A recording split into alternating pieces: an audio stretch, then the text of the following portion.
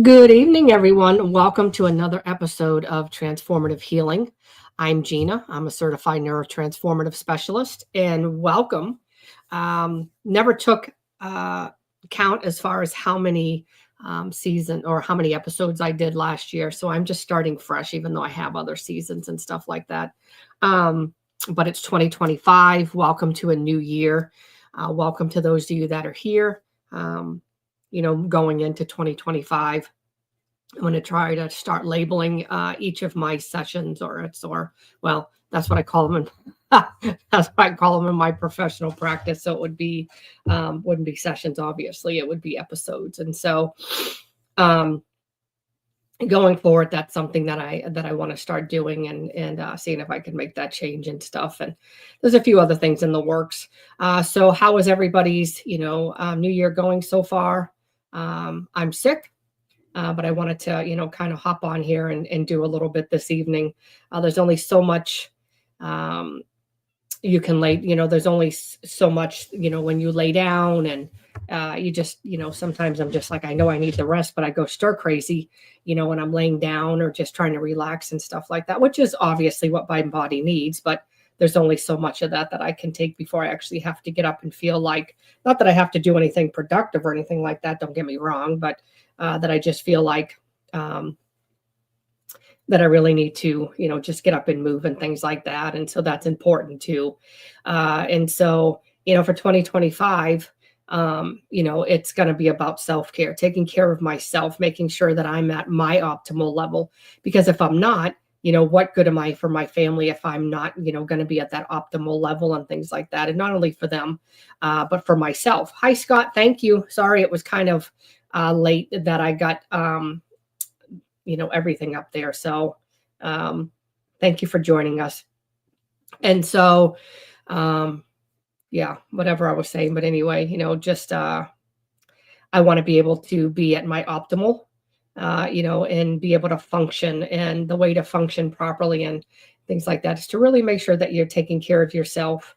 I know it's winter. We talk about this, and the winter is very hard on a lot of us. A lot of trauma survivors, especially those that have seasonal depression or depression.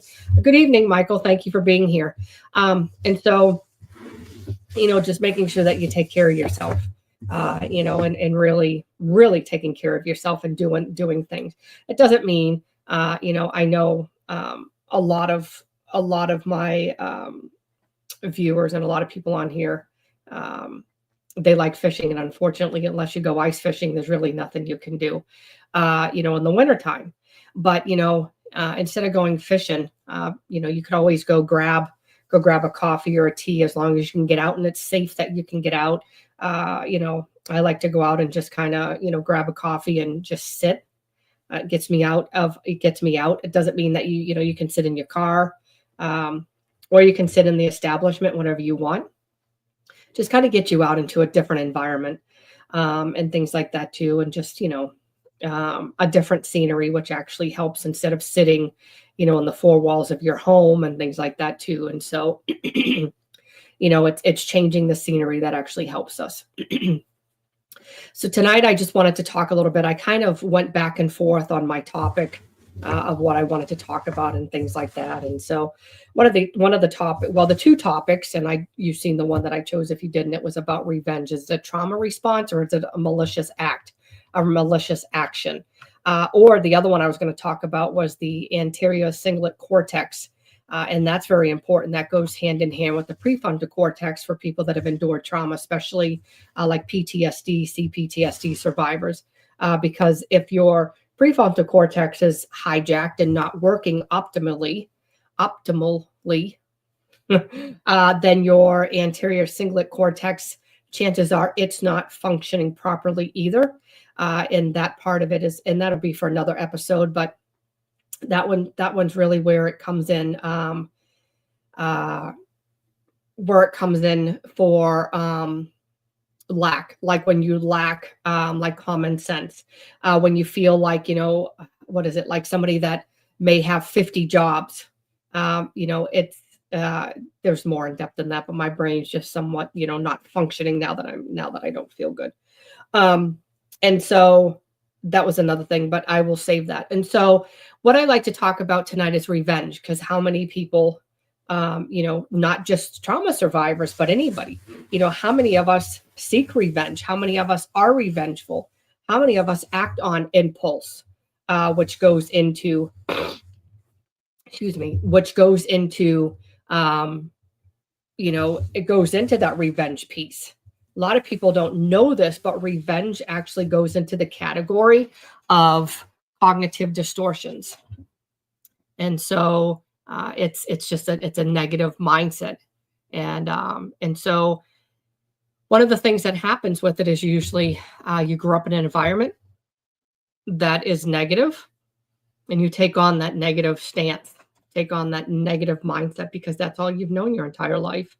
And so that's what's molded. You're molded into this negative, in this negative human. And so you don't know any better. You just think that those things are normal. And so that's where, like it comes into the anterior cingulate cortex, because that's a part of that. Because that becomes, like, again, it becomes damaged, and all of that stuff. So it all kind of goes hand in hand. But what happens when we are revengeful? Is it really a trauma response? Kind of, like the saying, hurt people hurt people.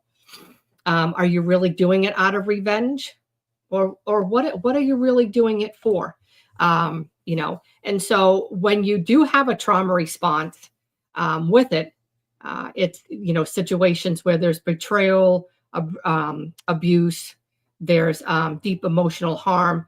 And so what happens is you end up with this huge range of emotions or emotions, anger, hurt.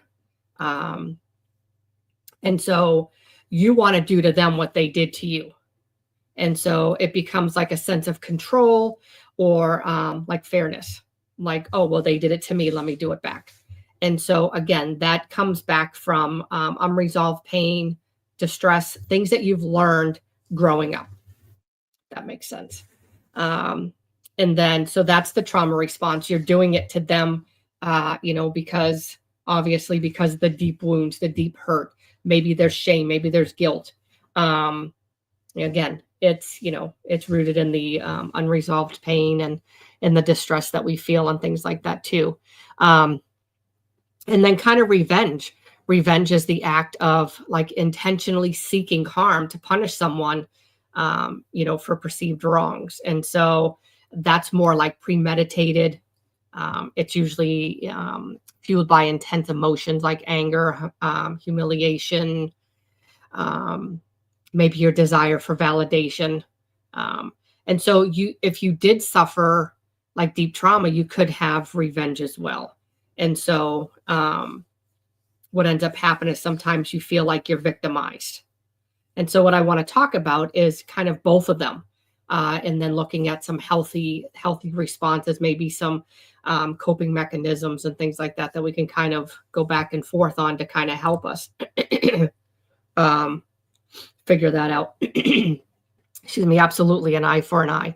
And so when it's a trauma response, you have to sit back and look at, are they hurting me and now I'm hurting? What emotions are coming up for you? Is it hurting me, so now I want to go back and hurt them? And is that what you're looking at? If you're looking at, are you looking at it that way? So let me kind of share, some things. And so, I could even throw in Christian standpoint of this as well, if I, because I look at things in a different way since God opened my eyes on things. And so I try to not bring in, not that I'm afraid of offending anybody or anything like that, but because I know that things can be, the enemy. But obviously trauma is the enemy's battleground. And so that's what he uses. And so revenge, yeah, absolutely. Revenge is a powerful thing. And so, and it can cost you a lot. It can cost you friendship. It can cost you family. It can cost you your job. There's so many different things that it could cost you. And so I've been a very, very revengeful person. Well, I don't want to say my entire life, but, I was actually thinking about this and, this morning, or maybe, yeah, I think it was this morning or this afternoon.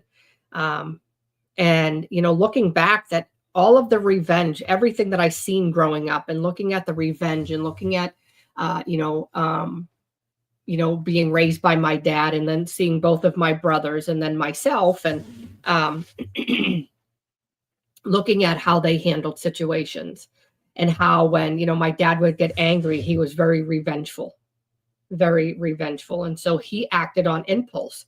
I don't think his was the being, revengeful in a malicious way.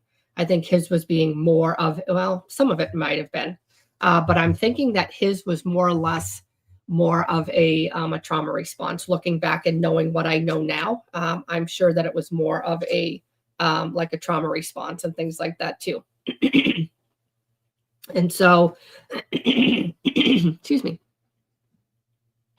So I was just looking back over the years of situations where I was very revengeful. And my revenge was revenge. Like, it was revenge. Like, if you did it to me, like, I was going to do it 1,000 times worse to you. I would be your best friend, but lo and behold, the first time you betrayed me, you did something mean to me, I was no longer your friend, but I was going to make sure that you had a living hell for a life, because I was going to do anything and everything that I could to make sure of that. And that's just what I had. I don't know, maybe it was control, maybe it was power, maybe, obviously looking back, I was hurting. And so I wanted to deflect what I was feeling onto other people. So it was, you did that to me, and I was doing it back to you. And so I remember, I remember being like 12, 13 years old. And I'm thinking back, like, this is just something. So that's probably why I ended up choosing this topic. But going back and looking at all of my life where I was very revengeful, very revengeful. And then looking back today, I noticed that it wasn't, a lot of them weren't revenge in the negative stance. A lot of them were trauma response to the way that I was feeling. I was hurting inside. I was hurting. There was a lot of shame. There was a lot of guilt. A lot of the things that I was going through in my own life. I was being bullied, by multiple people, and, called names. I was being made fun of, just all kinds of things. And so, again, I was hurting, and I wanted other people to hurt. And so, as I got older, I would still do it. And so I remember, there's other ones, but there was an incident where, depending on the situation or anything, but you do, like, you lose friends, and, close friends and family and all that. But anyway, my family and I were really close with another family. Matter of fact, they were our pastor and his wife, and I confided some information in them. Something that, that I confided in them that should have been confidential, obviously. And they ended up telling, or the wife ended up telling somebody else. And I had been friends with her. I had her daughter in, I was going to say daycare, cheesy Pete. I had her daughter in Girl Scouts. And we were friends, for probably 5 years. And my daughter was having a birthday party. And she said she was really good friends with one of the other gals that were there. And so she didn't stay, but the other gal did. And it was supposed to be a sleepover. And so she said to the other gal, I'm going to call all the parents and tell them, and kind of blurted out the situation. And so she didn't even come to me. She was going to be revengeful in the fact that here she was trying to ruin my daughter's birthday. I don't know. She was probably in 3rd grade, maybe 3rd, 4th grade, something like that. And here it was, an adult trying to ruin my daughter's birthday party from having a sleepover because of something that I told her in confidence. And so I was so livid. Like, I sent her a message, and I was just so livid. And of course, she denied it. She didn't do it. And then it was just from there that our relationship just kind of fell apart. And looking back, so what I did is I threatened to call, the overseer of their church, the organization of their church, and things like that. I thought I was a keyboard warrior. So I went on Facebook and started saying nasty things about them. And it was one of those things like, again, you want to hurt me, I'm going to hurt you. And as I became more growing more in my Christian faith, God opened my eyes, and so I don't look at revenge as revenge anymore. I don't even look at it as a trauma response anymore. For other people, it is absolutely. Do I think about revenge? Oh, absolutely. I'm human. Don't get me wrong. I think about revenge. It's human nature to think about things like that. But it's learning not to act on the impulse that comes along with it. I was so peed off by what she did to my daughter that it was a matter of, you know what, I'm going to bring you down, because that was my daughter's reputation. That could have ruined my daughter. That could have ruined our family, because I confided in them. And that was one of the biggest things. I didn't talk to her for years. It's been, golly, I didn't talk to her for years. She'd walk by me and she would make the initiative to say hi. I would not. She stops and says hi to the family, and I'm just like, hi. They talk, and I just kind of I don't really say much. If we're at football games, I walk by, she'll make it a point to say hi to me, but I don't go out of my way to say hi to her.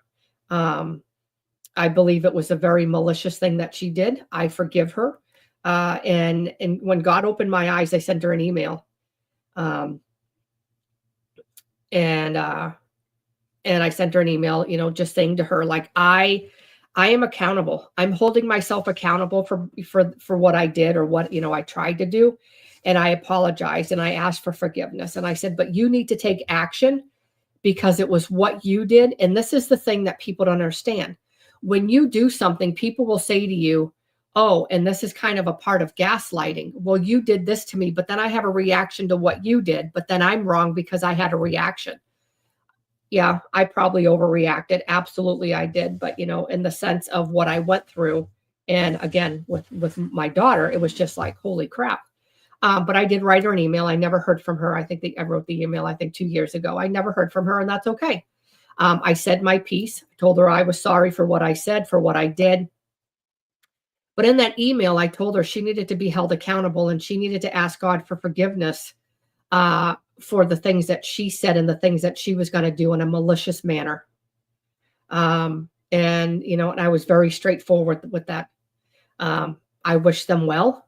Do I miss our relationship, our friendship? Absolutely.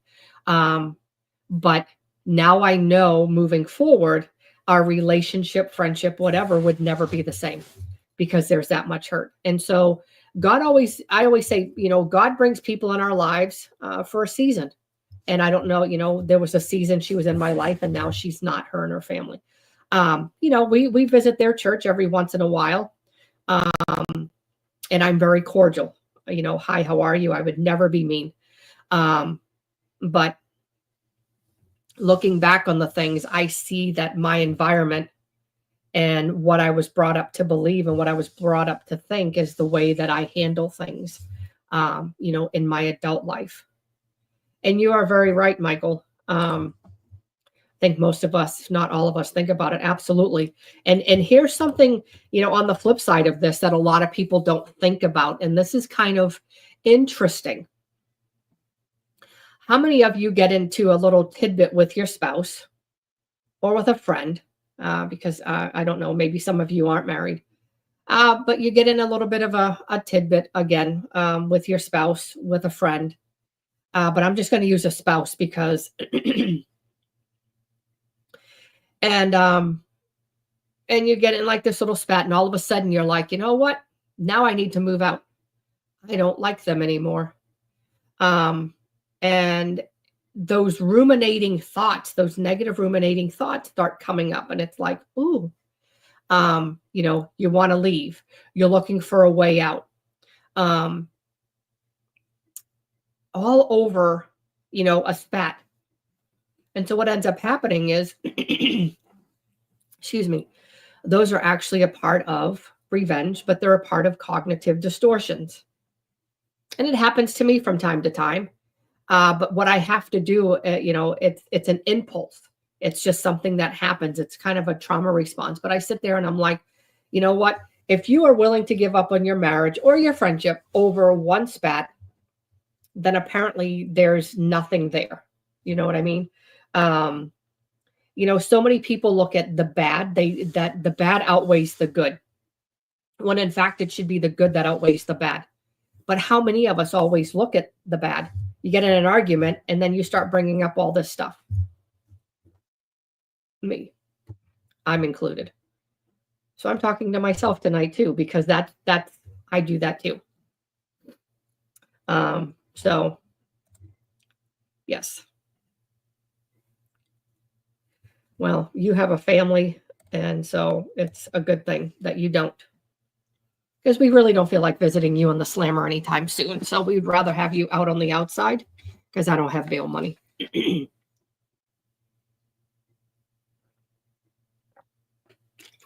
Sorry, my throat gets really dry. And so, so looking at, the impulse decisions. Impulse is part of revenge. It's the way that we feel. It's the emotions. It's the the adrenaline. It's the adrenaline that pumps into us, and then we feel like we have to go do something. And so it's the impulse decision. Oh, if I do this, I'll feel better. If I buy this, I'll feel better. If I do this, this, and this, da da da da da. When in fact, if you can sit for a moment with it and say, excuse me, why is this bothering me? What is the pattern that I need to change? Not that you're going to, say that all of a sudden, but I'm just saying, why is this bothering me? Sitting in the midst of the storm, sitting in the midst of the chaos, asking yourself, what is it that they did that's bothering me? Why is it bothering me? Why? And when you can sit with the uncomfortableness of what somebody did, it not only helps you grow, but obviously it helps you change patterns in the way that you deal with situations. So many of us don't like to sit in the uncomfortableness. They don't like to sit in the chaotic mess of what's going on up here. The reason being is because the people that can't sit with the uncomfortableness and the chaotic mess of what's going on with their mind is because you have allowed your mind to take you captive instead of you taking your mind captive. When you can start perceiving your thoughts as thoughts and not acting on them, that's when change starts happening. One thing that kind of stuck out in my mind, and I have to look it up really quick. Let me find it really quick. It was just something, and it really kind of resonated. I got to figure out. I was trying to do oh my goodness, where is it? Oh, here it is. An advertisement for the conference. And this is one thing that really kind of resonated with me. And I was like, holy mackerel, like it makes sense. But I can find it. Hopefully I can. Maybe. Oh, one day or day one, you decide. And so it's looking at it and saying, okay, is it day one or one day you decide? Are you going to start today, or are you just saying up one day, I want to change? But you have to acknowledge. That there's something wrong. You have to acknowledge that there's change, that you have room to change. Because if I come up to you and I say, you have, this is what I see in you, and I'm just being honest, you may not see things in the way that I see you, because now that I'm in, the mental health profession, I see things in a different way. I analyze people without realizing, and I'm analyzing people, but it's a part of who I am. And so if you're going through that and looking at it, and I'm analyzing people, and I come up to you and I just say something, obviously I'm not going to go up to a stranger and say it, but if I say it to you out of the kindness of my heart and you don't receive it well, and you become, kind of arrogant and, fire back at me, then that lets me know, obviously, that you're not open to suggestions, that you're not open to really moving forward to change those patterns, that you're just kind of stuck. So,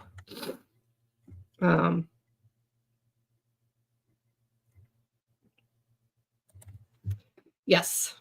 And the situation that that Sly's talking about, that was one that really devastated both of us when when the builders, they ended up screwing us out of $65,000 after we had a fire. They were friends. And so, this is another thing, so after we had a fire, it was devastating. We ended up losing everything.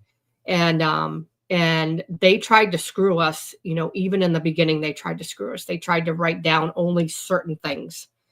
And so walking into the house, I told, Sly this, walking into the house, I wish I would have taken a picture. Because that picture described what depression really looked like in that moment. If people were like, oh, what's depression? What's it look like? That, I don't know what the right word would have been. Deplect. I know I'm not saying that word right, but whatever that word is, of what depression would have looked like. And so it was traumatizing for me going back into an environment where I had lost everything. I had to go back in, and because they weren't doing their job, we had to go back in. I had to record everything, which was fine because they missed 95% of the stuff that we owned anyway. I had to go back. I had to go back in and redo all of that stuff. And, here we are in the middle of rebuilding a house. And my gut said to me, we're getting screwed. And I remember saying to Sly, you need to call the builder because something's not right. Something's not adding up. And he kept hounding us and hounding us and hounding us and threatening us and threatening us. Yeah, the depiction. Thank you. I couldn't think of I was thinking of the word, but I couldn't think of it. Thank you. And so he kept hounding us and threatening us. If you don't give us money, if you don't do this, if you don't do that, we're going to, halt working on your house. And so, we were trying to finish our adoption. We wanted to get into another house. We wanted to finish our adoption. We wanted to do what we needed to do. And needless to say, it never happened. We ended up, the house,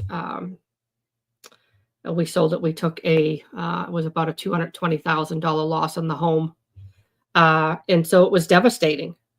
But this is where Sly and I see differently. He's going to come at this in a different way. And I understand. I was very hurt in the fact of what ended up happening. I mean, we still haven't been able to, we don't have the money to add on to our house. We haven't finalized our adoption because of this. But there's a greater picture that I tried to explain to him, and this is what it is. It's all about forgiveness. He's not following Jesus right now, and that's perfectly fine.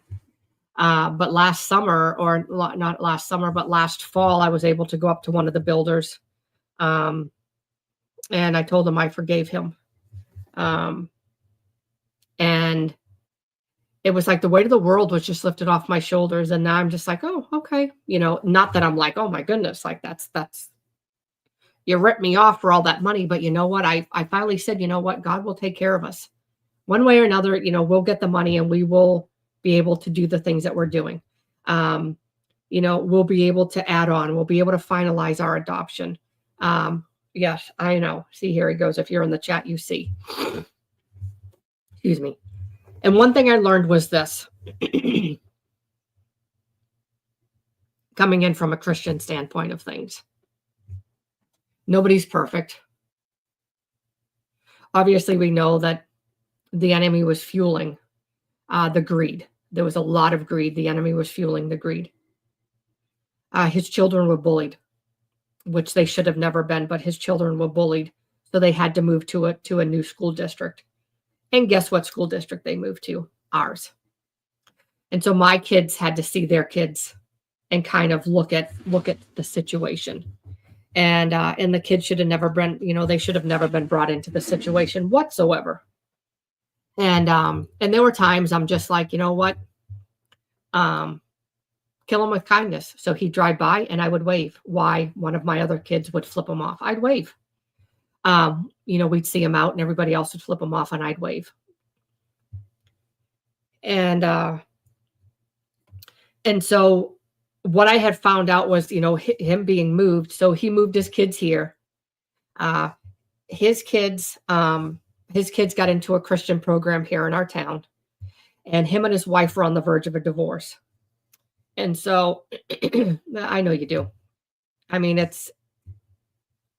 I can't stop you from doing the things that you're doing. You know what? That's what you have to do, but you can't allow, I'm not saying this like, oh, it's all right with what they did, but you can't allow what they did to consume you, because it's going to continue to eat at you and it continue to make you malicious and a negative person, a negative being. You know what? I agree. They did a lot, not only to our family, but there was a lot of others. But what I'm telling you this is this. Let me just continue because I'm reading the comments. Okay, so let me just tell you this. They screwed us, yes. His kids got into church. Him and his wife were on the verge of a divorce. But it doesn't eat you, but you become very upset and very, you say things that is what I mean. And so it's one of those things that I guess I've learned to forgive them, and I'm just like, it's done. So anyway, the kids the oldest daughter ended up getting the younger siblings back into church. She's into missions. She ended up getting the mom and dad into church. And so that's God's ultimate plan. And so looking back, was, 65,000 plus the loss that we took on the house. Absolutely. It was a lot. But God has a plan for everything that he does. And no, he hasn't come to you. And I understand that, but I'm just saying, so in the midst of looking at everything, I firmly believe that things happen for a reason. This happened. We were used. It's a lot of money. Trust me. I know. And they go to church, but ultimately church isn't going to save you. It's your heart that saves you. And so he could be going to church with still having malicious, revengeful thoughts or revengeful things leading in his own life. That's not going to get him to heaven. And so I finally said, you know what? I can't allow this to consume me anymore, because I can't allow the revengeful nature of the way that my brain thinks to take over anymore. I don't want to be that person. I want to change. So when I gave it over to God and I said, you know what, you deal with the situation, I'm done. And so when I went up to him and, just told him I forgave him and things like that too, it literally was like the weight of the world lifted off my shoulders. And so I sit there and I say, wow, like if I can forgive him and, not be revengeful, if I can do it, why can't other people do it? It's looking at what they did, not only them, because there's been a lot of people throughout our life that have been revengeful, but it's the way that you react. It's the way you respond, looking at it and going, am I responding from a revengeful, malicious part? Am I seeking action maliciously? Or is it a trauma response? What is wrong with me? Why do I feel the way that I do? That's what you really have to look at. I'm going to sneeze. I'm trying not to. Well, no, he hasn't come to you, and I understand, that he hasn't, and his old business partner is definitely never going to. That guy is, he never will, and I'm not worried about him. God will take care of him. So, um, so there you go. Another situation. maybe I had a little bit of evilness back in the day. I don't know. I probably did. I don't want to speak it into an existence anymore because I'm not that person. But this was something that's kind of funny in a way, but kind of not. So I was with my first husband, and how many of us back in our younger years, we used to do like oh, I can't even think of what it's called. Oh my golly. When you would just drive around the streets. I can't think of what it is. Thank you, Scott. Cruising, like you would just cruise around and you would go like a few blocks and you would just continue to come around. They'd have like a cruise in, and you could meet new people, I don't know. And just kind of hang out and all that. Yeah, the cruise. You could meet new people. And so we were on our way to another town, probably about 45 minutes from where we lived. And so I was with my first husband, and I didn't really care for one of his friends. I didn't really care too well for, and he had really made me mad. And I remember we were driving down the highway, and I remember thinking, oh my goodness, and this is so revengeful. And I know that now, like this was really, really evil. And I remember sitting there saying to myself, I hope his tire falls off. I hope his tire falls off. And we got off the exit, and lo and behold, what happened? His tire fell off. And I did feel guilty. I was like, oh, maybe I shouldn't have said that. But then I was like, oh, he gets what he deserves. He shouldn't have been mean to me. But then I was like, yeah, that was really probably like a really evil thing. But that's why you really have to be careful with what you're working with. And things like that too. And so I'm not that person anymore. Like I don't like seeking revenge. It's not worth it to me, because all it does is it divides what's going on. And then, it's more and more and more and more and more. You just kind of dig a deeper hole, and then you try to get out of it. And there's so much, pain and so much hurt, you can't. And so I've learned to try to keep my mouth shut and not say anything. As hard as it is, I just sit with it, and I'm like, okay, I'm not going to say anything. But there are times that I do. There are times that I say things that I'm like, oh, I probably shouldn't have said that. I probably should have just kind of like kept that to myself and shut my mouth. But sometimes I need to open my mouth and insert foot. But I'm human. I'm learning. But learning to sit with what's going on inside of us and learning to change old patterns is what we need to do. And so some of those things that I like, some of those things are, really looking at your own healing journey. What are your coping mechanisms? Are you using adaptive, which is, negative, or sorry, adaptive are positive?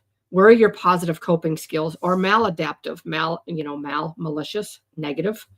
Like your maladaptive coping skills.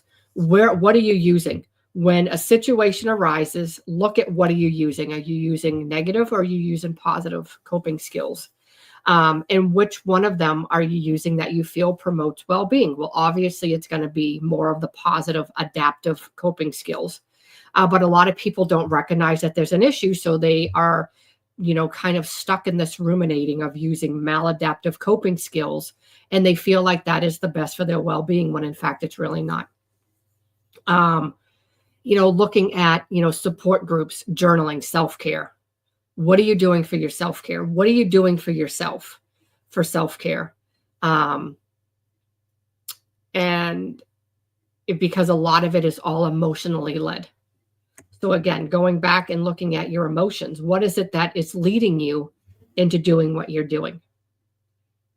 Because we can have, a thought. I guess it kind of works both ways. Coming back from the way that the mind is very powerful. And, when people don't understand how powerful it is, the mind is very, very powerful. The mind doesn't understand what you're telling, if it's real or if it's fake. And so when a thought comes to mind, when you don't have control of your mind, you let that thought take control of you. That's when it'll increase your anxiety and depression. When you take it captive, you're not allowing it any authority over you. So remember that.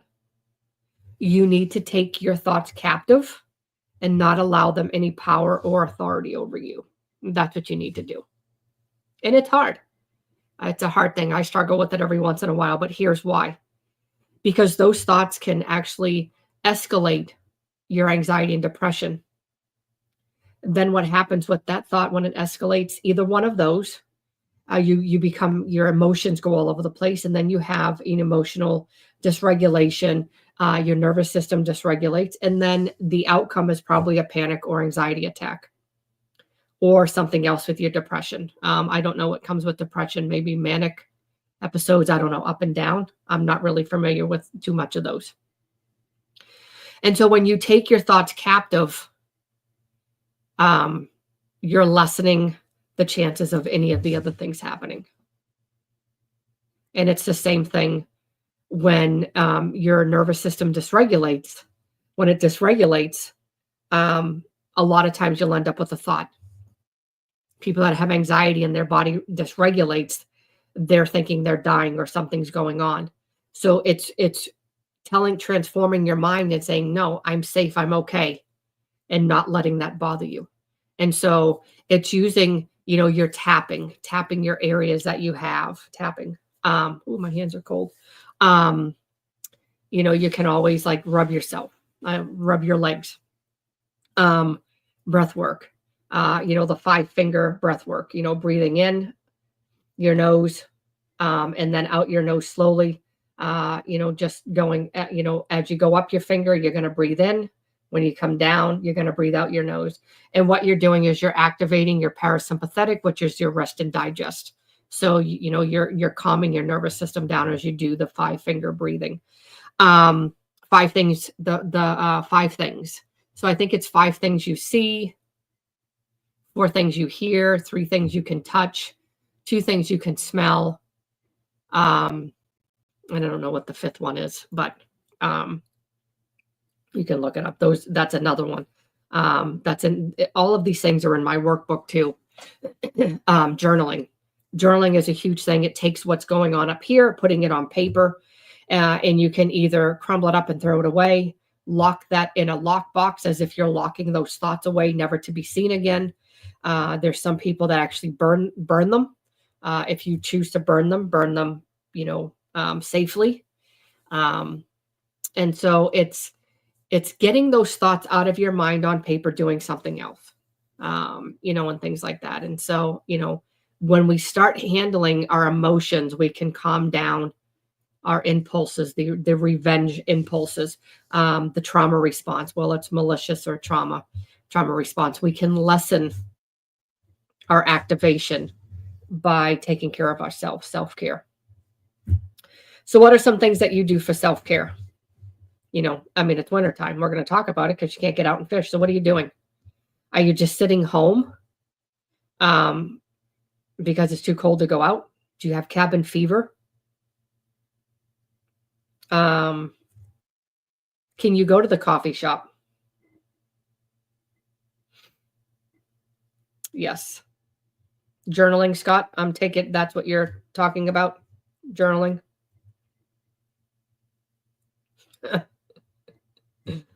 Oh, thanks, Sly. Getting out, maybe going to, yes, journaling is really good. And going back and getting out of the house. Getting out of the house and going to the coffee shop with your journal would be another that would be more of a self-care, because now you're getting out and you're not keeping yourself inside. If you can, not forcing anybody to do anything, but if you can do that and actually go and do something like that, which is a huge self-care component to healing and overcoming challenges. Walking around Walmart or a store, just walking around.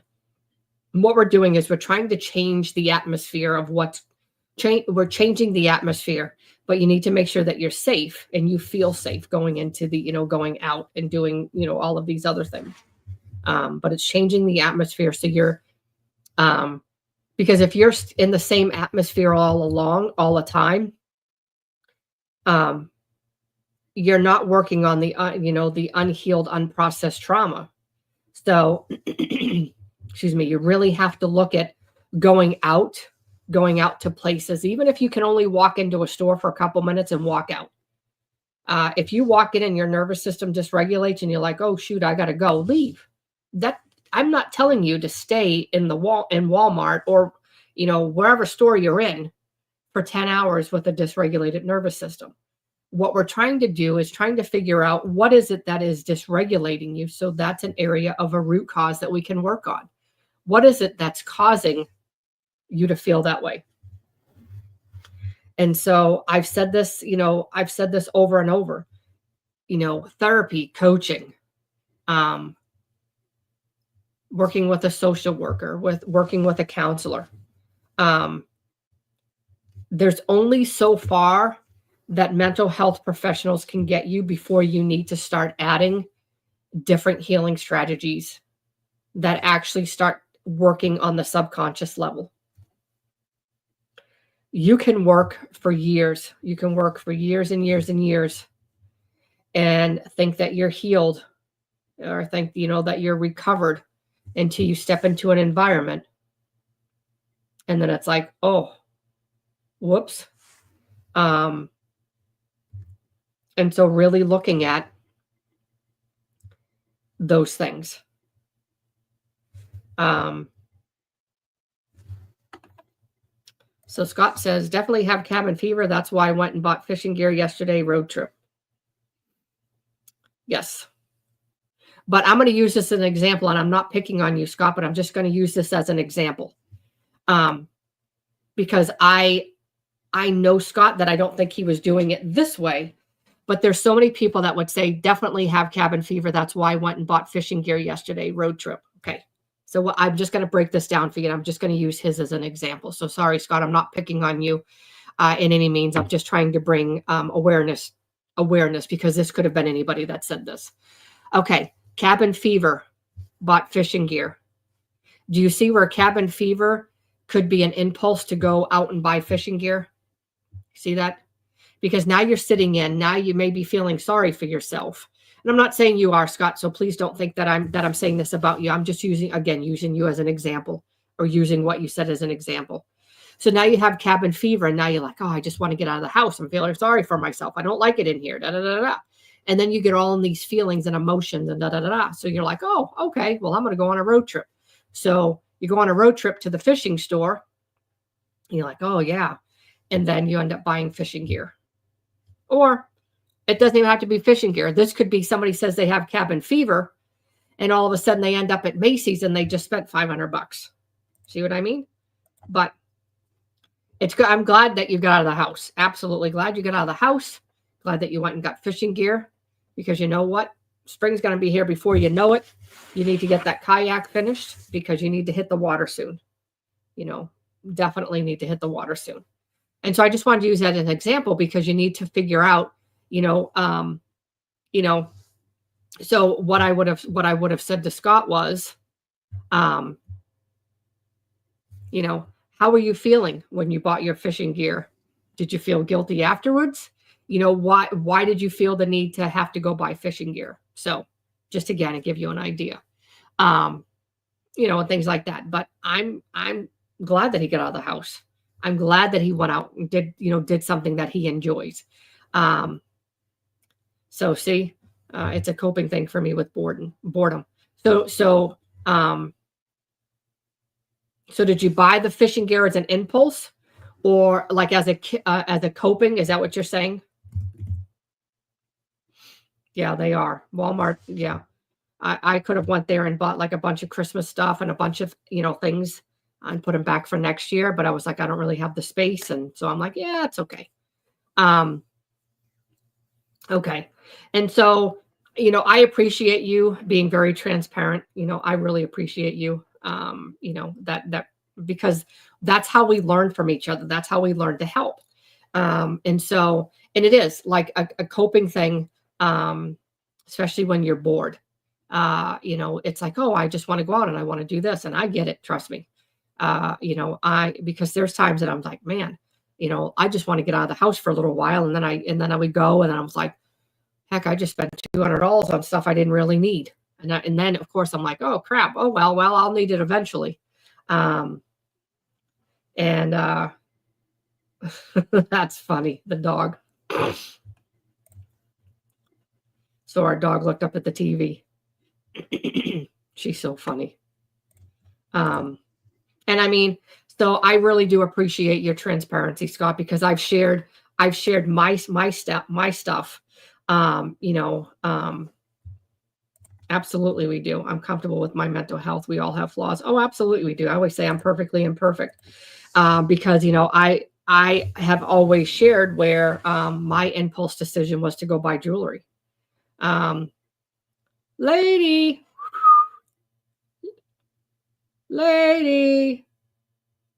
Hi, lady. Nothing like doing your live and chit-chatting with the dog, right? And so my impulse was jewelry. And so I totally get it. Like my impulse was jewelry, and so I get it. But mine wasn't boredom. Mine wasn't, when things weren't going right for me, when my emotions were going nuts. That was a maladaptive coping mechanism for me, was to ultimately go and buy jewelry. And so, working on my own healing journey and working through the things that I've gone through, it was like an aha moment. A light bulb just went off one day sitting out here, and it dawned on me, holy crap. And so, I still have, we all have flaws. There's still things, I still have impulse decision making, not bad, but there's times I'm sitting out here. I was like, oh, I should do this. But then I sit there and I think about it. What is it benefiting? Is it benefiting me, benefiting my family, and all that stuff? And so that's me now. But again, it's all on how you handle things. But you identify things, and you're learning to change that pattern. And so that's a huge growth thing for you, Scott, is for you to say, you know what, I identified what I did, and it's a coping skill for me.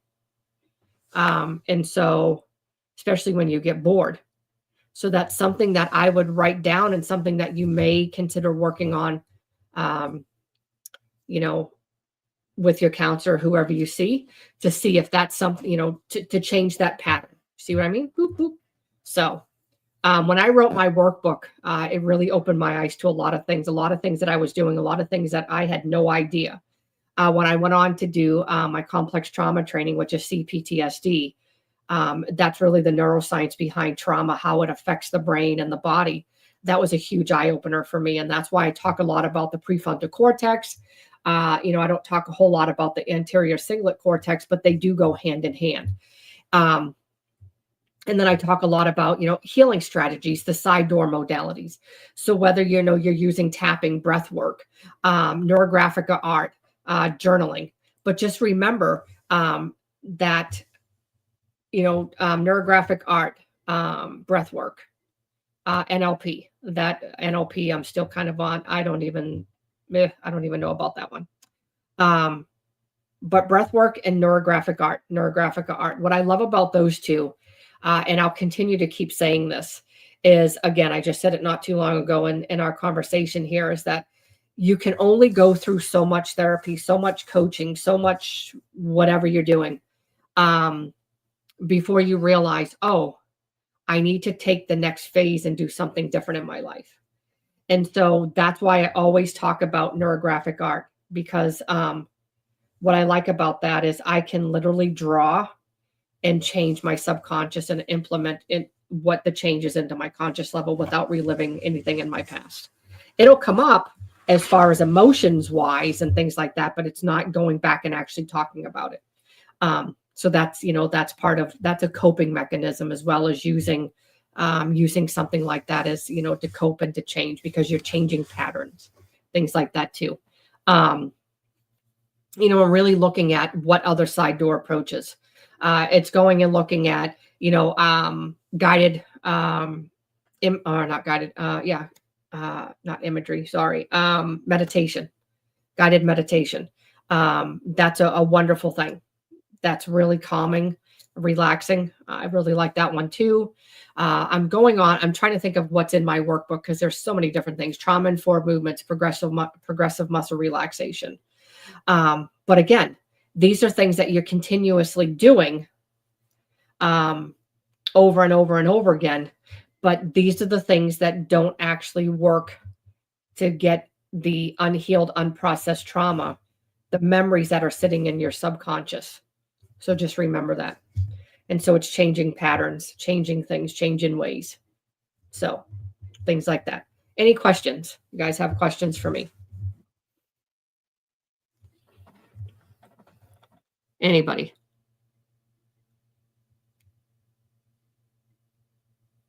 You know me, I always like to try to help and to do things because, that's how we grow. And that's how we change. It's working, a lot of it is emotionally led. And so that's what it all goes down to. Impulse is all about emotions. Revenge is all about emotion. So it's learning to control. Well, like me, I didn't have emotions. I did, but I had to find them. So I had to find my emotions. Thank you, Scott. So I had to find my emotions through drawing. That took a little while, because they were missing. They, took a hiatus for quite a while. And so, and then learning to regulate my emotions, those are some things, emotional intelligence, because a lot of us, we have emotional numbness, things like that too. So, so it's just really looking at the emotion portion of things, looking at your emotions, because that is the driving force behind a lot of what we do. Well, I might have left my feelings in a bucket. Yeah.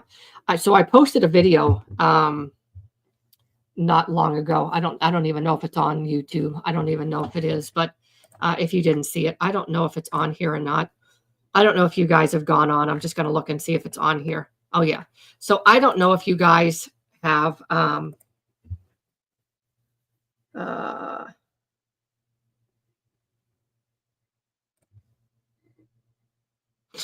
yeah.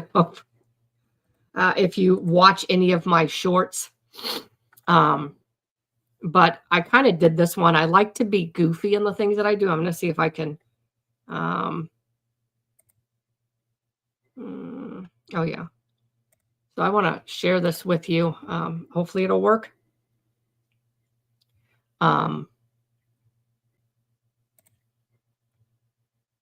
Maybe this is something like new, so I'm trying to figure this out, like how we do this. Oh, well, maybe that's not what I wanted to do. Yeah, no, that's not what I wanted to do. I want to share, but I need to share.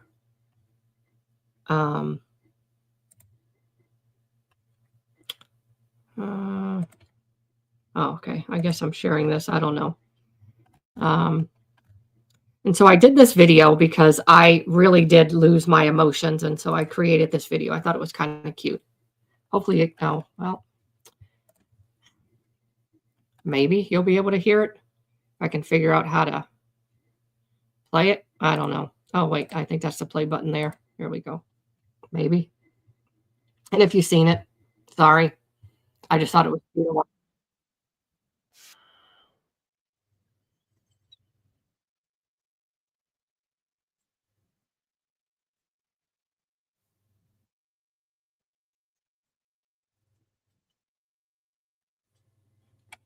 I don't know. Can you guys see it or no? Maybe not. Oh, wait. Okay, hold on.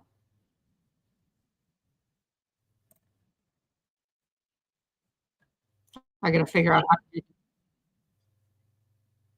All right. Let me see if I can try this again. This is new. This is all new to me, so bear with me a moment. Uh, okay, I guess it must be this one. Hopefully you can see it. Can you can you see it now? Oh, okay. I don't know if it'll play, but we're going to try to play it and see.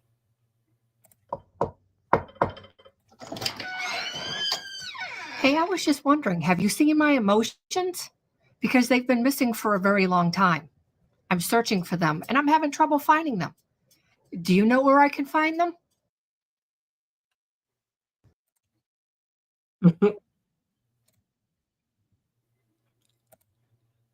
So I try to make light of the subject because, all of us deal with some sort of emotional numbness, emotional dysregulation in some way, shape, or form. And so by doing neurographic art, I've tried breath work. It just wasn't my thing.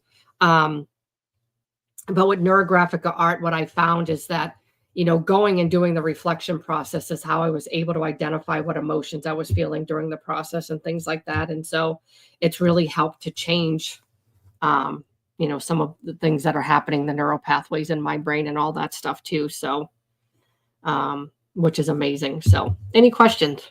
Anything else? We've been going for almost an hour. Um, how was everybody's, we're kind of wind down a little bit if you don't have any questions, but how's everybody's 2025 going so far?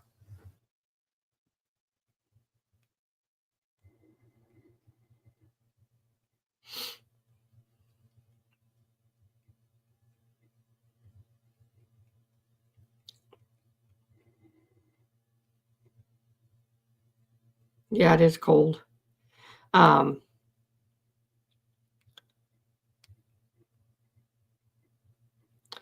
and it is cold. Then I ended up sick, but I had a wonderful surprise. Well, that's good, Scott. I had a wonderful surprise. I haven't seen my oldest son. He lives in Michigan.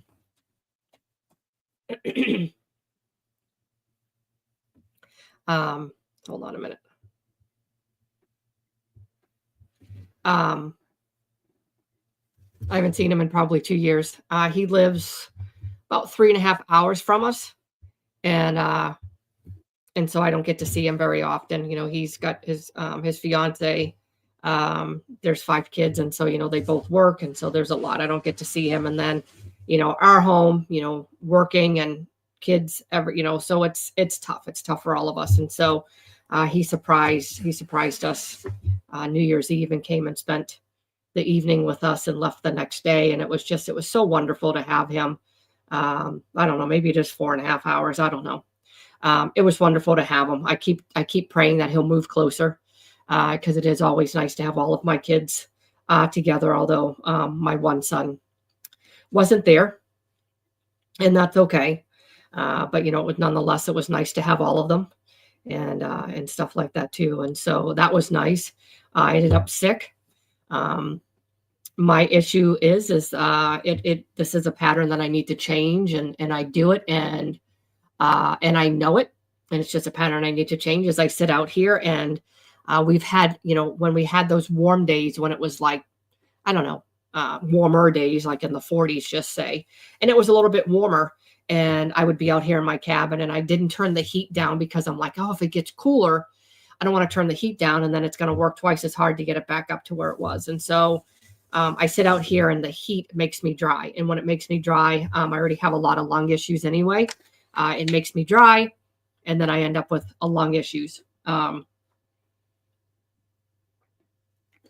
lung infection, and then this ended up turning into, I think, a sinus infection. Ooh, 11 degrees. Ooh, I don't know what it is here. Oh, I guess it's 23. Oh, wait. 22, but feels like 11.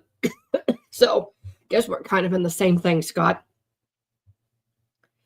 Things like that too. So, well, it's 20, but it says that the wind chill is 11. I got to tell you a funny story about wind chill. Thank you, Scott. So when I was younger, actually even in my adult years, it used to be funny because I always thought people were saying windshield, like windshield, like your windshield in your car. And I'm like, how on earth, this will tell you like how dingy I am at times. I was like, how do they tell like your windshield? Like, how is your windshield 11 degrees below zero, and stuff. And then finally realized it was wind chill. I'm like, oh, I'm really goofy, and things like that too. So, I'm like, well, that's just what happens. So that's just kind of a funny thing anyway. So I know when we spoke, before the new year, last week, we talked about, purpose, because when you set a goal, there has to be a purpose. You have to have a purpose when you set a goal. And if you don't have a purpose, chances are that goal, it'll kind of go by the wayside. And so, now that we talked about it, remember, Scott, it's windshield. Now that we've talked about it, what are some of your goals going into? We talked about a little bit last week, but what are your goals? Whether it's for fishing, where do you see yourself? Do you see yourself going, to the KBF National? Do you see yourself out fishing somebody else? Do you see yourself changing patterns? Where do you see yourself? I'm just kind of curious. For me, I finally launched my membership program for my drawing circle. It's called it's called the Inspired Circle. I have one for teens and one for adults. We will draw 3 weeks. And then on the 4th week, we will share our drawings and kind of, give feedback, what we feel or what we see. It's a good way for transformation. And so that's one thing that I'm hoping, that for 2025. And then really, upping, that will really elevate my business. And another goal is the mental health and trauma conference. And that's another big thing, that we're going to be, sorry, my mind just went like, out the window. That's another one. So I'm going to see about, I want to be able to have that be successful. And so, the tickets are $149. And so that gets you, it's virtually worldwide anywhere. So as long as you have Wi-Fi, mobile data, you'll be able to get in. It's worldwide, but it's 2 days, 2 keynote speakers. I believe it's 28 breakout sessions and workshop sessions, or professional sessions, and then 10 or 11 pre-conference sessions. And so starting the first week of February, you'll be able to get into these pre-conference sessions, which are huge. And so it's going to be good. So if anybody is interested in any of that, let me show my banner here. Leave that on for a second. Scott says he's going to give Caro and Charles, or Sly, a run for their money this year. So good. Well, it'll be a good competition to see all 3 of you, kind of doing what you need to do and it kind of helps. It's a friendly competition. That's what I love. But you guys can get out there and compete, and and it makes it more exciting. It makes it a lot more exciting and things like that too. So, and so with our conference, if you're looking for transformation, if you're looking for change, this is the conference. It's all trauma survivors. We're all trauma survivors from all kinds of walks of life and things like that. And so we're bringing our expertise in to help you because we have endured, so many unimaginable events. And so we don't want anybody else to suffer, for as long as we did. And so again, tickets are $149. You get access to both days, 2 keynote speakers, your choice to choose. There's 28 breakout and workshop professional sessions and 11 pre-conference sessions. So it's really going to be an amazing conference to attend. And it's riseupfromtrauma.com. So if you're interested, really going to learn, you'll learn a lot of different strategies, a lot of different things. And so it's going to be absolutely amazing. Absolutely amazing. And so I'm looking forward. Hopefully, maybe I'll get to see some of you there. It'd be nice to have, some of you in the audience. It would be pretty cool. You can go to riseupfromtrauma.com. There is a 6-month pay program if you qualify through PayPal credit. So you can buy your ticket and take 6 months to pay it, no interest, which is another cool perk. But there's going to be all kinds of things, takeaways and things like that too, that, you'll be able to see all of the pre-conference sessions and things like that as well. So yeah. Scott, I agree. It would be wonderful. One day we'll to all fish together, and which would be pretty good. So we just have to really sit down and figure out maybe if there's a halfway mark, and maybe we get a couple other people involved too, or whatever, and kind of see what ends up happening, and which would be pretty cool too. That's weird. It wouldn't let all of it go together. So the catch-22. So, or hope you catch 22 that size. Okay, Scott, I see that now. What were they, over 6 pounds? Yeah, which is good. So I'm probably going to sign up for the catch-22 again, even though last year I didn't catch anything. I did catch 1 fish with the assistance of Sly, but other than that, I didn't catch any. And so I'm gonna go out and have a different take on fishing and things like that too. And so kind of see what happens. Yeah, that's weird that it wouldn't let it all go through like that. That's weird, considering what you just commented was almost the same thing. I don't know. That's crazy. Anyway. Yeah.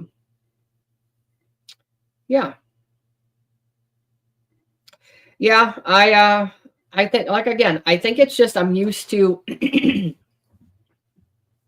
I'm really used to, with the catfishing. And so I have to get used to learning because it's the jerking motion. I'm sure it's the jerking motion of the rod that you're feeling. And so I have to really feel for that. And that's something that I have to get used to feeling. Being able to feel for it so I can set the hook. When you're catfishing, I feel it, but most of the time when you feel it, they've already swallowed the hook. You're just taking it in. See you later. So, excuse me. That's something that I need to work on. Because again, it's working on your fingertips have neurons that, go to the brain. So, yes. And I agree. Sly, it is. I don't go out with that mindset I'm going to catch. I go out to enjoy the time fishing and catching them as a bonus. Absolutely. But see, my mindset was I wanted to catch some fish. And so that's where it was like it backfired on me. But then another thing is again, we all have transmitters in our fingertips. And so, it's waking those transmitters up in your brain, so I can feel the rod and stuff like that too. So when I'm, actually going to catch a fish, I can feel it. I mean, you guys know what I'm talking about. You guys fish, so you know what I'm feeling of, that jerk or whatever it is. Because I can't always, kind of watch. When you're fishing, you can't watch the tip of your rod because it's pointing down, usually near the well, not near the water, but it's facing down. And yeah, you can, but then I'm like, yeah, this is boring. So it's all about feeling for me. And so I have to make sure that my mind and my fingertips are connected so I can start feeling and things like that. So if that makes sense. Some people are probably thinking, yeah, but it is. It's, we all have transmitters in our fingers. So, well, that's good, but still, that the one I used? That's the one I just used this past summer, right? Where's the pink one? Yeah, that's the one I used. That's the one you took. Yeah, that's the one you used too. So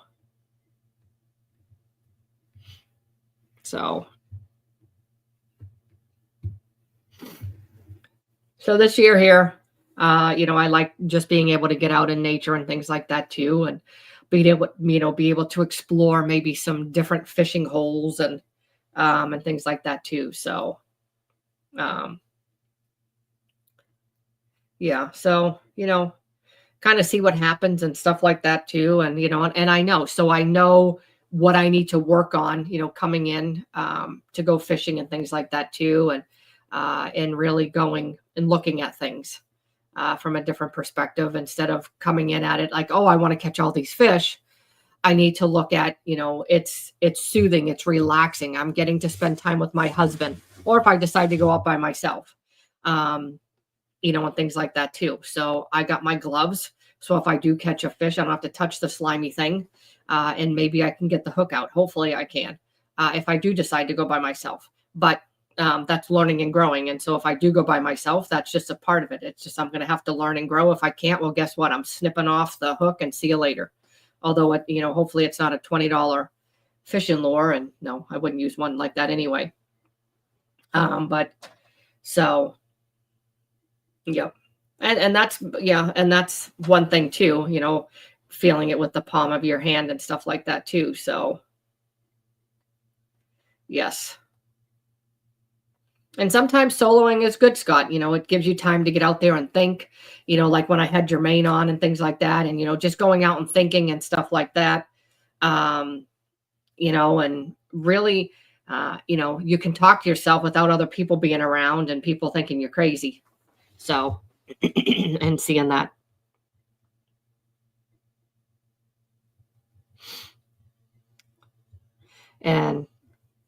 And so I think that sometimes, like I seen a post something about, let me see if I can see, I got all these posts and then I was like, oh yeah, let me see. It was actually pretty interesting, but it was like, about being, I might not even have shared it. I thought I did. I thought I shared it, but maybe I didn't. It was about being, well, maybe not. I thought I did. No. Anyway, it was, oh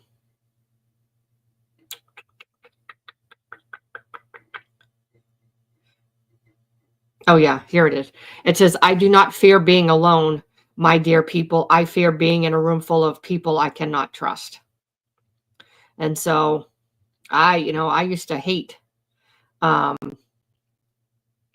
being alone. Like I always felt, not that I was the life of the party, but I always felt like I had to do something. Hi, Heather. I always felt like I had to do something and be out in the crowd and do, and do different things like that. And what I have found is like when you're with yourself, you can relax. It's the quietness of everything. And if you talk to yourself and you answer yourself, it's fine. You're just kind of talking to yourself, answering yourself or whatever, but it's just peaceful. And then you're not worrying about, other people. If you want to be by yourself and you want to conversate, or sorry, If you want to be by yourself and not conversate, well, what better way to go fishing than by yourself? Or you can go fishing with other people, but if you don't want to talk, make sure that you have good boundaries. Um, so, well, that's good, Scott. See, you have the advantage. You'll get out there and not many people will kayak fish. And so, you have an advantage, which is good. But what I've learned is to sitting by myself. And sometimes I enjoy it. Actually, I'm really starting to enjoy it, believe it or not, because I've always been on the go, go, go, go, go, go, go constantly for so long. And I always felt like I needed people. So, I always, and so now I'm learning that, that those people were in my life for a season or for a reason. And whether they were in to teach me something or to give me a lesson or to shape me, I don't know. But in the midst of everything that I've gone through, I finally realized I don't need people. I do in a sense, but I don't need to be around people 24/7. I don't need to be around them. I'm listening to myself. I'm listening to my nervous system now, because again, it goes back to a lot of the nervous system and the emotions. The regulation, dysregulation, that goes back to the impulses, that goes back to revenge seeking, and so it all goes full circle. It all goes full circle as far as how it all works together. So everything works together. And so sometimes I like to just be by myself. Sometimes I just like to come out here and I don't do much of anything, just because it's peaceful. This is my peace out here. This is my peace. This is what I like. And so, I like it.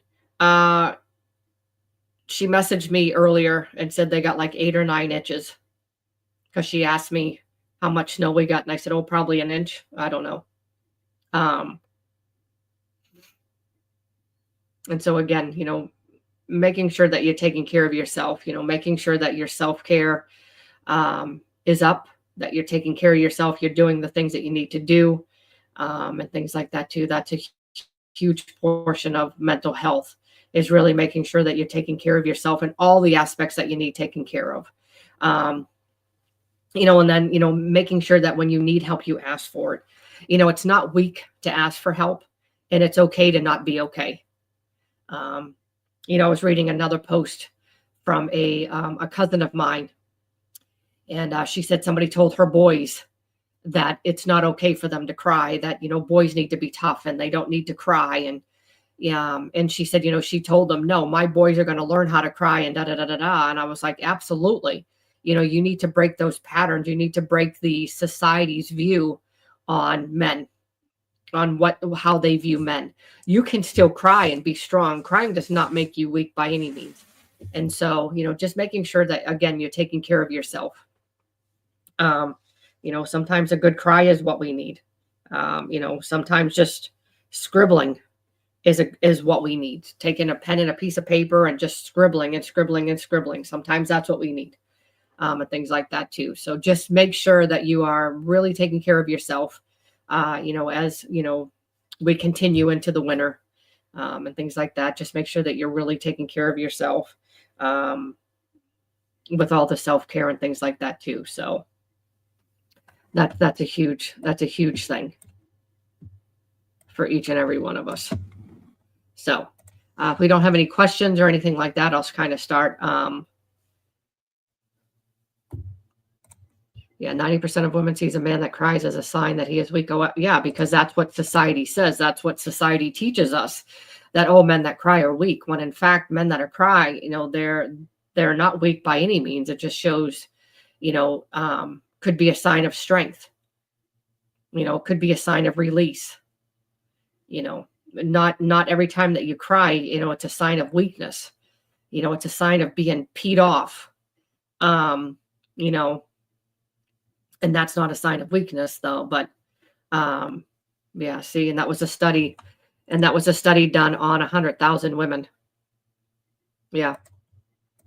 And so I probably would have been a part of that statistic had I, pre all of my certifications. If they would have asked me, I probably would have said it too.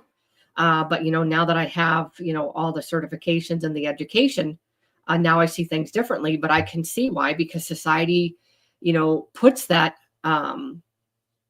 weight on men. Oh, don't cry. You have to be the head of the household. Don't cry. Don't do this. Da da da da da da. And and boom, it's all society. But we have to change those patterns of society. We have to change society, and make different changes within ourselves.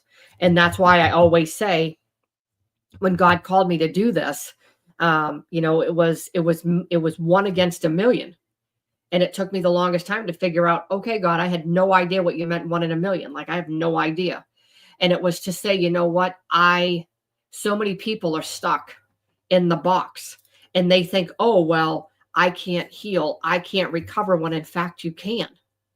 And so, that's why I do these, because eventually it's going to be a million over here and then one left over here. Or there might not be any left over here, and we'll get 1,000,001. And so, or it'll be more than that. And so that's ultimately the goal, is to, just let people know that you can heal and recover. It takes a lot of hard work, a lot of determination, a lot of consistency. There's so many different things that you have to do when you're on this healing recovery journey, really sitting with yourself, really looking at what is bothering me, what emotions are coming up, what thoughts are coming up. How do I control those thoughts and not let them control me? Really working on, kind of the surface level, and then adding another healing strategy, a side door approach, a side door modality going in, which is like your breath work, your neurographic art, where it taps into your subconscious, where you can start getting more deeper inner healing than you can on the surface. There's only so far we can go in. And so it was my job, when God called me to this, to continue doing this. And I'll continue doing it. I might not be extremely educated on some of the topics that we talk about. I study them. Sometimes I fumble over my words, which is okay. But I don't expect to know every single thing out there. I don't expect to know every single trauma topic on there. And I don't claim to be an expert on every single thing. I could literally teach you complex trauma, and I could probably be here for the next 6 months on talking about complex trauma, the neuroscience, da da da da. But I just like to take out tidbits of information and kind of teach that way, and show you guys exactly how revenge can be a trauma response, or it can be a part of the environment that you grew up in, because we are all products of our environment, depending on shouldn't even say depending on what type of environment you grew up in, because you're either going to be a product of negativity, or you're going to be a product of positivity. So yeah, we are a product of our environment. So that plays a huge factor in how we grow up, and how we view society, and how we do things in society. And so there's a lot of different things to, trauma is very broad. There's so many different topics, so many different things that you can talk about. And who would have thought? I mean, again, if you talk about impulse, nobody probably would have realized, impulse decision making, people pleasing, boundary setting. These are all things, when it comes to trauma, that people don't recognize, or they don't even know. Oh, boundary setting. Oh, could that be your trauma response? Well, yeah, because, again, it's violation. You've been violated for so long. And that's something you're accustomed to. So setting boundaries is very hard for people. It goes back to a lot of perfectionist, people pleasing, fawning, things like that. So there's so many different things, triggering. There's so many different things that we could talk about. And goal setting. What do goal setting, as far as, goal setting in your recovery journey? You know what I mean? So I have, there's so many different topics. And so again, when God called me to say, hey, I want you to do this, and I want you to change the world, or, by doing this, that's what I'm doing. So I'll eventually get there. I'll eventually get there to where I have, more followers and things like that too, which is nice. But For now, I like it short and sweet because I can actually get to read the comments and things like that. As I'm speaking, I can read the comments. If I had, 300 people in the chat, I would probably miss comments and things like that. So slowly. So for 2025, I would love to be able to grow my YouTube channel and things like that too. And I'll eventually get there. It's working on things, working on the keywords and stuff. But I try to keep it real. I try to keep it interesting. I try to keep it from life experiences. But there's a lot of things that outside of the life experiences, I try to bring in other things that maybe I'm not too familiar with, but and then it's things that maybe I've endured too, as I'm learning and kind of helping you all on your journeys as well. So that's what it's all about. It's all of us bending together to walk together to victory. That's exactly what it is. And there is no other picture that shows that than this. I'm going to show you another picture, and then we will get ready to close and stuff. But is this one? And it says, let's come together to create change, to find strength in our shared experiences, and to make trauma and mental health a priority for all. So this is actually one of the advertisements that I'm working on, but this just really, stuck out to me and things like that too. And that's, that's really what it is. So working together, I would want nothing more than to see each one of you, to see your lives transform. So that's what I'd love to see. So we are at I was going to say a minute and 30, geez, an hour and 30. Oh, Heather, you fell 2 times. Yeah, you got to be careful out there. It can be bad. We had an inch of snow and icy roads. The kids were canceled this morning. So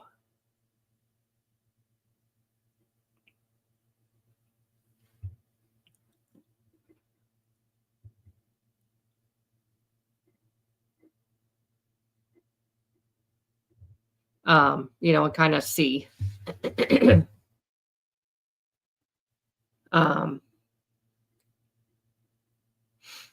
So we will be back next week. I'll make sure. My goal is to try to start at, I'm going to try to start at 7:30, 7:30, 7:45. So that way there, I'm going to try to keep it about an hour.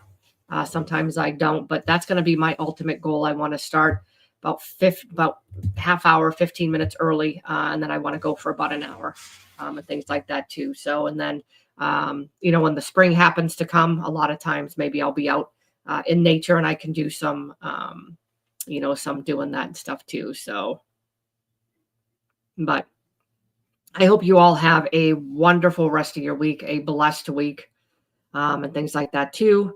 I really hope that whatever, you make sure that you take some self-care for yourself, do what you're doing, take time for yourself, some self-care, some guided meditation, going and grabbing that coffee, just sitting there, and things like that too. Different things like that. But most important, make sure that you're taking care of you. That's the most important thing. And so I'm sending you love and light and everything else that you need on your healing journey. As always, I'm that support system that you can count on. And I will see you next week. Have a good rest of your week, a good weekend. And we will see you next week. Good night, everyone.